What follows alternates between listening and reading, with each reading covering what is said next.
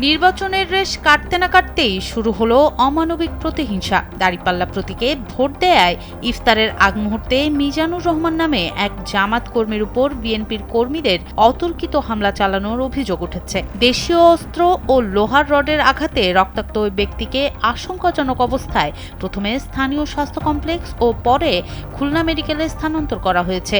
বাঁচাতে গিয়ে হুমকির শিকার হয় পরিবারও। ন্যাক্কারজনক এই ঘটনাটি ঘটেছে বাগেরহাটের বারৈপাড়া ইউনিয়নের আড়পাড়া এলাকায়। ভুক্তভোগী মিজানুর রহমান থানায় অভিযোগ দিলে পুলিশ মামলা রুজু করেছে বলে জানান বাগেরহাট মডেল থানার ভারপ্রাপ্ত কর্মকর্তা মোহাম্মদ মাসুম খান। পুলিশ তদন্ত শুরু করলেও এলাকায় এখনো চাপা উত্তেজনা বিরাজ করছে। স্যান্ডেলিনা সো রূপচর্চায় আভিজাত্য। ওই মারামারি হয়েছে আগে একদিন, ওই সেই মারামারি।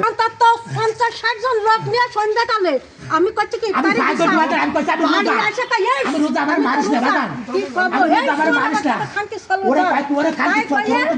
তাই কইয়া আসে আমাদের যেটা নয়ন নাম তাই কইয়া রড দিয়ে পাইপ দিয়ে আমার কাছে মারিস না তাই কইয়া এইভাবে রড দিয়ে বড় দিছে। আর আমার সামনে তো রোজা তাদের মাঠে দাবড়া পড়ে। কারা এরা কি কোন দল করে? আমাদের সব জামাত, আমাদের বাড়ি। আর যারা মারছে? আচ্ছা, আপনারা কোন দল করেন? আমরা জামাত করি। আমার পা হাত ফুলো করে ফেলে। কি হয়েছে আপনার? হ্যাঁ, কি হয়েছে আপনার? আমি দাড়িপাল্লায় ভোট দিছি। ও বাজান, দাড়িপাল্লায় ভোট দিছি কবে? ভোট দেওয়ার পরে আমাকে হরিক বলে কারা মারামারি এসেছে আমি বাজান তা জানি না, বুঝছো। আমি একবার ফলাতে গেছি, ফলায় টলায় আইসি। আমার কইছে কি যে বাড়ি আসো, বাজার ঘাটে আর উঠে না, তোমাকে কিছু কবে না, তোমরা তার কিছু কো নেই। তাই বলে আমরা বাড়ি আসি। হবো আমি রোজা, বুঝছো, আমি রোজা অবস্থায় বাড়ি বসে রয়েছি আসরের নামাজ পড়ে। আরে বাজান আমার হাত কানার পা করে একটু দেখ, আমার দিস না। আর ওইটা আমার দিয়ে কান পা রড দিয়ে এরা কারা ছিল? আব্দুল্লাহ মোড়লের লোকজন।